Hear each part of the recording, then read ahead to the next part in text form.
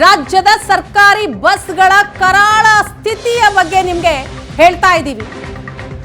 Clutch ಇಲ್ಲ, break ಇಲ್ಲ, ಜೀವಕ್ಕೆ ಸೇಫ್ಟಿ ಅಂತೂ ಇಲ್ಲವೇ ಇಲ್ಲ.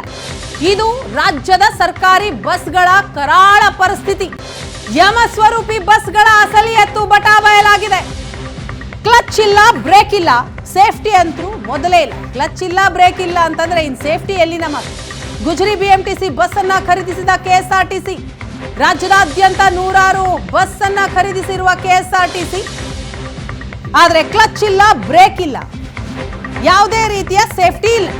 ಸ್ಕ್ರಾಪ್ ಬಸ್ ಖರೀದಿ ಮಾಡಿ ಚಿಕ್ಕಮಗಳೂರಿಗೆ ಬಿಟ್ಟಿದೆ ಕೆಎಸ್ಆರ್ಟಿಸಿ. ಗ್ರಾಮೀಣ ಪ್ರದೇಶಕ್ಕೆ ಸಂಚರಿಸಲು ಸ್ಕ್ರಾಪ್ ಬಿಎಂಟಿಸಿ ಬಸ್ಗಳನ್ನ ಬೆಂಗಳೂರಿಂದ ಚಿಕ್ಕಮಗಳೂರಿಗೆ ಬಿಡಲಾಗಿದೆ. ಇದು ಎಷ್ಟರ ಮಟ್ಟಿಗೆ ಸರಿ? ಹಾಗಾಗಿ ಬೆಂಗಳೂರಿಂದ ಬಿಎಂಟಿಸಿ ಬಸ್ ಅನ್ನ ಕೆಎಸ್ಆರ್ಟಿಸಿ ಖರೀದಿ ಮಾಡಿದೆ. ಬೆಂಗಳೂರಲ್ಲಿ ಓಡಿಸುವುದಕ್ಕೆ ಯೋಗ್ಯವಲ್ಲದ ಬಸ್ಗಳನ್ನ ಕೆಎಸ್ಆರ್ಟಿಸಿ ಈಗ ಖರೀದಿ ಮಾಡಿದೆ. ಅವುಗಳನ್ನ ಚಿಕ್ಕಮಗಳೂರಿಗೆ ಬಿಟ್ಟಿದೆ.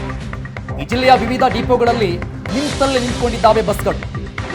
ಪ್ರತಿ ಬಸ್ಗೆ 5 ಲಕ್ಷ ಕೊಟ್ಟು 15 ಬಿಎಂಟಿಸಿ ಸ್ಕ್ರಾಪ್ ಬಸ್ಗಳ ಖರೀದಿ ಮಾಡಿದೆ ಕೆಎಸ್ಆರ್ಟಿಸಿ. ಎಸ್, ಖರೀದಿ ಮಾಡಿದ ದಿನದಿಂದಲೂ ಕೂಡ ಈ ಬಸ್ಗಳು ರಸ್ತೆಗೆ ಇಳಿದಿಲ್ಲ. ಎಲ್ಲಿ ನಿಂತಿದ್ದಾವೋ ಅಲ್ಲೇ ನಿಂತಿವೆ. ಸೊ ಈ ಕುರಿತಾಗಿ ನಮ್ಮ ಚಿಕ್ಕಮಗಳೂರು ಪ್ರತಿನಿಧಿ ಅಲ್ಲಿನ ಮಾಹಿತಿಯನ್ನ ಕೊಟ್ಟಿದ್ದಾರೆ ನೋಡಿ. ನೀವು ಪೋಷಕರಾಗಲು ಕಾಯುತ್ತಿದ್ದೀರಾ? ಚಿಂತಿಸದಿರಿ. ಓಯಾಸಿಸ್ ಫರ್ಟಿಲಿಟಿ 90,000 ದಂಪತಿಗಳ ಜೀವನದಲ್ಲಿ ಸಂತೋಷವನ್ನು ತಂದಿದೆ. 7825893601ಗೆ ಕರೆ ಮಾಡಿ. ಅತ್ಯದ್ಭುತ ರಿಯಾಯಿತಿ ಪಡೆಯಿರಿ ಹಾಗೂ ಎಲ್ಲರಿಗೂ ಗುಡ್ ನ್ಯೂಸ್ ಕೊಡಿ. ರಾಜ್ಯ ಸರ್ಕಾರದ ಪ್ರಮುಖ ಗ್ಯಾರಂಟಿ ಯೋಜನೆಗಳಲ್ಲಿ ಶಕ್ತಿ ಯೋಜನೆ ಪ್ರಮುಖವಾದದ್ದು. ಶಕ್ತಿ ಯೋಜನೆಯಿಂದಾಗಿ ಕೆಎಸ್ಆರ್ಟಿಸಿ ಬಸ್ಗಳಲ್ಲಿ ಮಹಿಳೆಯರ ಸಂಖ್ಯೆಯೂ ಕೂಡ, ಪ್ರಯಾಣಿಕರ ಸಂಖ್ಯೆಯೂ ಕೂಡ ಹೆಚ್ಚಳವಾಗಿರುವಂಥದ್ದು. ಹಾಗಾಗಿ ಕೆಎಸ್ಆರ್ಟಿಸಿ ಬಸ್ಗಳನ್ನು ಸರಿದೂಗಿಸಲಿಕ್ಕೆ ಕೆಎಸ್ಆರ್ಟಿಸಿ ಬಿಎಂಟಿಸಿ ಬಳಿ ಬಸ್ಗಳನ್ನು ಖರೀದಿ ಮಾಡಿತು. ಚಿಕ್ಕಮಗಳೂರಿನಲ್ಲಿ ಚಿಕ್ಕಮಗಳೂರು ಜಿಲ್ಲೆಗೆ ಒಟ್ಟು ಬಿಎಂಟಿಸಿಯಿಂದ 15 ಬಸ್ಗಳನ್ನು ಖರೀದಿ ಮಾಡಿ ಇಲ್ಲಿಗೆ ತರಲಾಯಿತು. ಒಟ್ಟು ಒಂದು ಬಸ್ಸಿಗೆ ಬರೋಬ್ಬರಿ 5 ಲಕ್ಷ ವೆಚ್ಚದಂತೆ ಬಿಎಂಟಿಸಿ ಬಸ್ಗಳನ್ನು ಖರೀದಿ ಮಾಡಲಾಯಿತು. ಒಟ್ಟು 15 ಬಸ್ಗಳಿಗೆ 75 ಲಕ್ಷ ರೂಗಳನ್ನು ಕೊಟ್ಟು ಕೆಎಸ್ಆರ್ಟಿಸಿ ಬಿಎಂಟಿಸಿಯಿಂದ ಬಿಎಂಟಿಸಿ ಬಸ್ಗಳನ್ನು ಖರೀದಿ ಮಾಡಲಾಯಿತು. 15 ಬಸ್ಗಳು ಕೂಡ ಸ್ಕ್ರಾಪ್ ಗಾಡಿಗಳು, ಅವು ಯಾವುವು ಕೂಡ ಓಡಾಡಲಿಕ್ಕೆ ಯೋಗ್ಯವಲ್ಲದ ಬಸ್ಗಳನ್ನು ಖರೀದಿ ಮಾಡಲಾಗಿದೆ ಅನ್ನೋ ಆರೋಪವೂ ಕೂಡ ಇರುವಂಥದ್ದು. ಆ ಬಸ್ನ ಸ್ಥಿತಿಯನ್ನು ಕೂಡ ನೋಡ್ಬೋದಾಗಿದೆ. ಹಾಗಾಗಿ ಕೆಎಸ್ಆರ್ಟಿಸಿ ಬಸ್ಗಳು ಒಟ್ಟು 15 ಬಸ್ಗಳಲ್ಲಿ 9ಕ್ಕೂ ಹೆಚ್ಚು ಬಸ್ಗಳು ಈಗಾಗಲೇ ತಿರುಗಾಟವನ್ನು ನಿಲ್ಲಿಸಿ ಚಿಕ್ಕಮಗಳೂರಿನ ವಿವಿಧ ಡಿಪೋಗಳಲ್ಲಿ ಬಸ್ಗಳನ್ನು ನಿಲ್ಲಿಸಲಾಗಿರುವಂಥದ್ದು.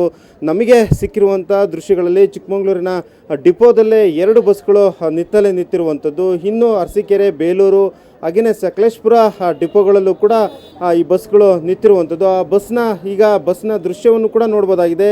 ಚಿಕ್ಕಮಗಳೂರಿನಲ್ಲಿ ಒಟ್ಟು 15 ಬಸ್ಗಳಲ್ಲಿ 3 ಬಸ್ಗಳು ಮಾತ್ರ ರನ್ನಿಂಗ್ ಇರುವಂಥದ್ದು.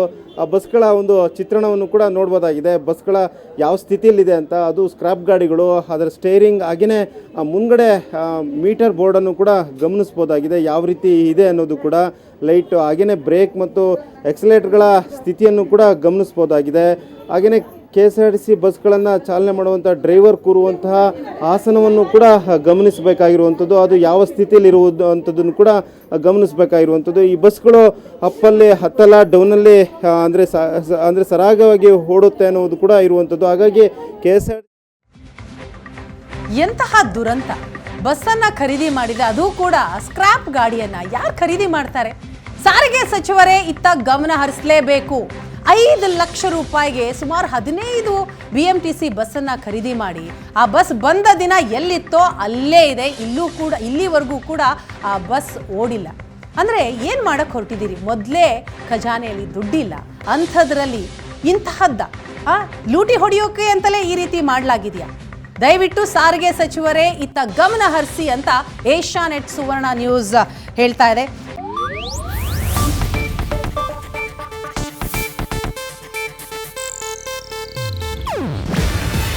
ಇದು ಏಷ್ಯಾನೆಟ್ ನ್ಯೂಸ್ ನೆಟ್ವರ್ಕ್ ಪ್ರಸ್ತುತಿ.